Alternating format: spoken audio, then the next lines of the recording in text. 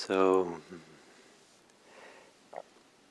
as I've said already, that with the 13th step of mindfulness of breathing, we enter into the territory of insight, of vipassana. And before this, meditation practice can be characterized by practicing mindfulness. After all, this is called mindfulness of breathing in and breathing out. And mindfulness and vipassana are two different things, classically in the early tradition. In the modern English kind of scene, people will use the word vipassana and mindfulness sometimes synonymously. And sometimes the word vipassana refers to the vipassana tradition, or vipassana meditation. And it's used kind of as a general term.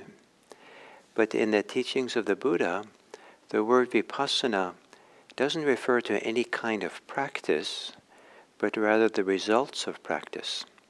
So it's the result of doing mindfulness, the result of doing concentration, the result of doing mindfulness and concentration practice together, which is one of the benefits of mindfulness of breathing, that as we stay with the breath all the time, there is a concentration factor that builds, but we're also practicing mindfulness of it, staying aware of what's going on, where the mindfulness is present. When those both become sufficiently strong, the mindfulness and concentration, then we start having insights. We start seeing, observing in ways that we don't usually observe in everyday life. We start observing in deeper and deeper way, or with greater clarity, into the moment-to-moment experience. And that's when insights begin. And the insights of the insight meditation practice are not, I like to think of them insights with capital I. There's lots of insights with a small I. All can be very significant. But the difference in my vocabulary, and why I'm using them now, is the small I insights are the ones that are big aha moments where we see something about ourselves that's unique to ourselves. So for example, we understand something about the conditions that led us to become who we are today, or we see clearly our particular beliefs that we're operating under. Maybe they were deluded or not really true. So, and then we put that down.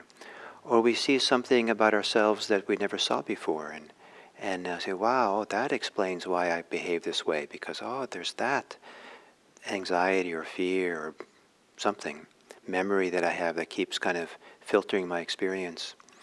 So there's all kinds of very important personal insights that help us become freer and freer.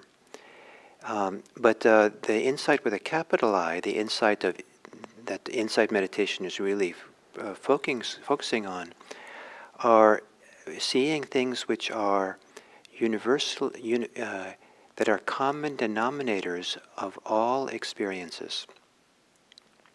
And so it's true whether it's a personal experience, it's only unique to oneself, and it's true for everybody. And so sometimes they're called universal characteristics of all experience. And the Buddha called these perceptions. So they're qualities or aspects of how we perceive all things that we take in, or characterize the perceptions of all things.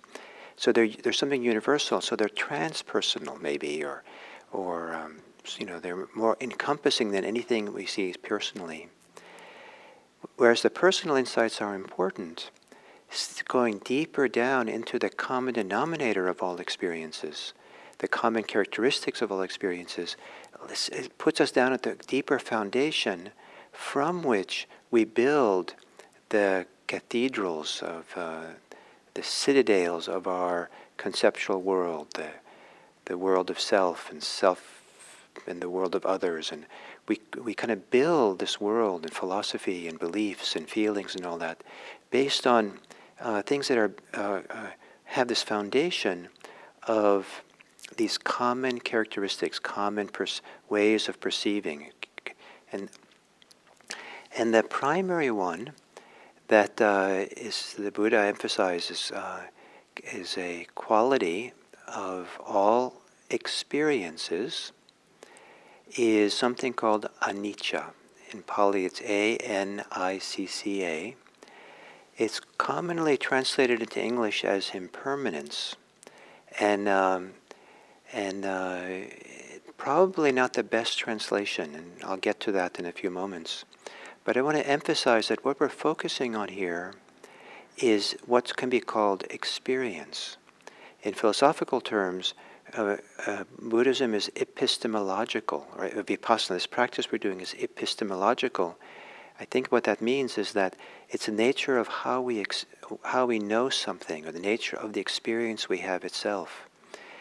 And so, as opposed to ontological, which is having some understanding or belief or interpretation about the nature of reality.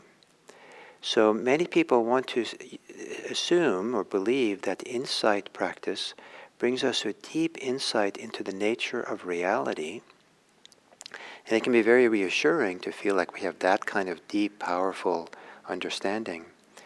The Buddha seemed very reluctant to make any ontological statements about the nature of reality. He was not an early physicist who understood the physics, minutely physics of what was really going on. He was a scientist. If he was a scientist, he was a scientist of perception, of how the nature of perception, nature of how we experience things, which is an interface of it's a meeting place of what's happening in the world out there, and our perceptions, how the mind takes it in. And so it's a nature of experience. Now this can be a little bit, feel complicated and a little bit discouraging, because we want to have certainty about the world out there. But everything we know about the world happens through the filter, through the avenue of our experience, how we experience something. It's kind of like if there's an hourglass, the one wide end of the broad cup of the hourglass is the expanded world outside of us, and the other end of it, expanded kind of cone of the hourglass, is the huge inner world that we have. But the neck of the hourglass is what we see through our eyes, what we hear through our ears, smell through our nose, taste through our tongue, feel through our body, and then what is known about what's happening in the mind. The knowing, the experience of knowing, recognizing what's happening in the mind. One way or the other, everything that we know has gone through those 6 kind of hourglasses of perception. And then with that, the inner world can make it complicated, and we can invent new ideas and stories and connections and all kinds of things. So, but we don't remember or don't recognize that it all had its genesis in that realm of hearing, seeing. So, for example, language and concepts and words for things we had to have some, that had to come through hearing someone speak those words or reading those words. And so the Buddha made tremendous emphasis on this kind of, in a sense, this narrow neck of the hourglass where everything is coming in. And rather than seeing it as a narrow hourglass, we see it as the foundation upon which everything is built inside, and sometimes outside as well. And so what is it that is the common characteristic of experience? And it's anicca, that all experiences are coming and going. They're changing. They appear and they disappear. The details, the fingerprints of experience appear and disappear moment by moment. And sometimes it's because what's out there is passing by really quickly, and or not so quickly, but clearly passes by. We have here, I think some of you can hear that sometimes the train whistles going by. They come and they go. They come and they go. And so it's pretty easy to notice that those come and go. But also the way, as I said yesterday, the way that we bring attention to something, we very rarely fixate the attention in some solid, hard way. Because if we do that, it tends to be stressful. But that very gently, the mind, the awareness, is kind of moving around and taking in different details. And it's fascinating to do this with physical pain, where pain can feel from a distance like it's just solid, and we're really kind of connected to it. We're connected to it, and then we will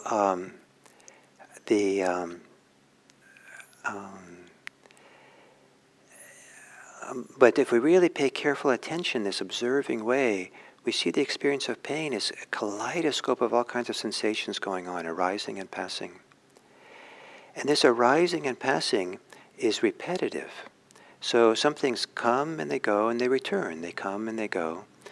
And so that can lend a sense of continuity and even a sense of permanence, like they're not stopping, they're continuously there. But as we drop deeper and deeper into this deep settledness of meditation and are able to observe intimately and closely everything without the mind making the leap, constructing the idea of continuity, then we just see the arising and passing of phenomena and the repetitive nature of it, the inconstant nature of it. And so the word anicca, A-N-I-C-C-A, comes from the root nicca, which means can mean something like constant, continuous, and also sometimes maybe permanent. And the A is a negative prefix, so not constant, not continuous, not permanent. When we translate this as impermanent, as is done often in English, it suggests that very many people hear that as meaning it's not going to last, it's going to come to an end. And it's kind of, to be constantly reminded that everything's going to come to an end, it maybe can be even depressing, and also it kind of misses the boat, because we have to then just expect and wait. Some things take a while to end. And while it can be wise to be understanding and recognize that things will end, there's a lot of wisdom to that. It's not the full story, or it's not really what the Buddha is pointing to as an insight. The core insight of insight meditation is to see the inconstancy of experience moment by moment, how it arises and disappears, arises and disappears. So anicca, as one of the core insights, is probably better translated as inconstancy, to the inconstant arising and passing of phenomena. That might be continuous, a continuous, constant inconstancy, constant, continuous things being inconstant. But like a river is constant, is continually flowing, but it's also never the same. There's something inconstant about it as well. And so that's enough for now. So we're entering into this deep world of insight now, and hopefully you'll begin appreciating the observation of inconstancy. Thank you.